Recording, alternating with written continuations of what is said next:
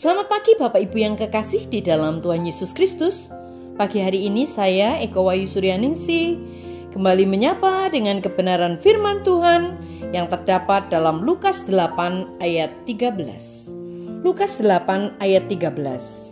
Yang jatuh di tanah yang berbatu-batu itu ialah orang yang setelah mendengar firman itu menerimanya dengan gembira. Tetapi mereka tidak berakar. Mereka percaya sebentar saja dan dalam masa pencobaan mereka murtad. Amin.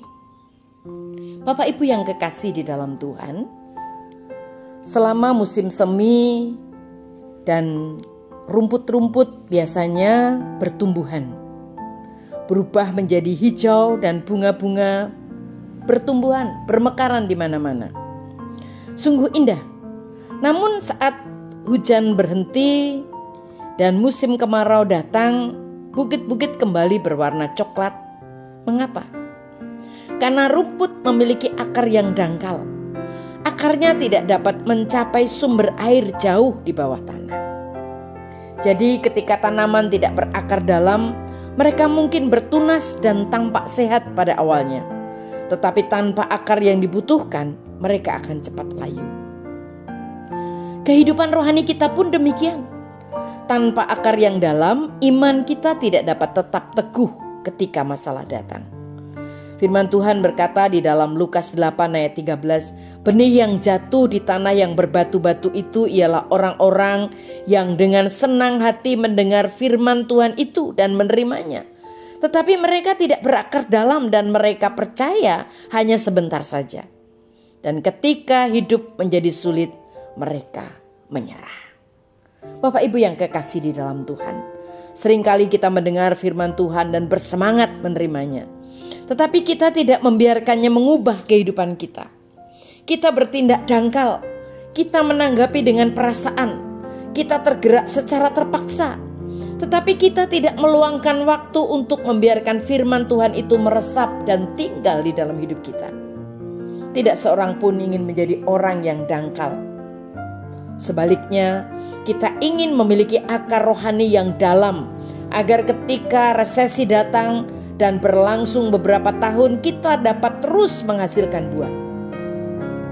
Ketika angin kencang bertiup dan seseorang di keluarga kita jatuh sakit atau seorang sahabat meninggal, kita mampu bertahan karena kita memiliki akar yang kuat. Bagaimana kita mengembangkan akar rohani kita?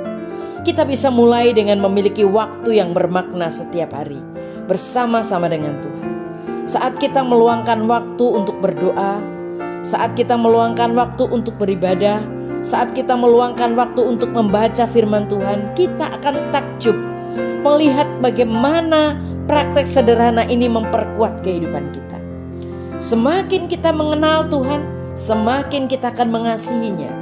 Bahkan tujuan utamanya bukan hanya untuk belajar tentang Dia, tetapi untuk meluangkan waktu bersama-sama dengan Dia, bercengkrama dengan Tuhan. Ini bukan hanya waktu belajar, ini adalah waktu untuk bergumul bersama Dia.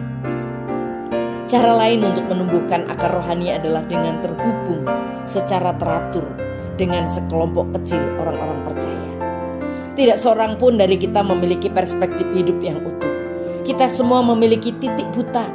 Itulah mengapa kita membutuhkan kelompok kecil, membutuhkan teman-teman seiman, karena mereka dapat melihat hal-hal dalam hidup kita yang tidak dapat kita lihat. Saat kita saling menyemangati, kita akan saling belajar dan menumbuhkan akar yang lebih dalam. Kita lebih baik bersama. Kiranya firman Tuhan hari ini menolong kita. Mari tetap kuat di dalam Dia dan berakar teguh di dalam Tuhan. Amin. Mari kita berdoa. Tuhan Yesus, terima kasih buat firman-Mu hari ini. Kami diingatkan untuk tetap berakar kuat di dalam Engkau, sehingga saat apapun yang terjadi, kami tetap dapat eksis. Di dalam nama Tuhan Yesus kami berdoa. Haleluya. Amin.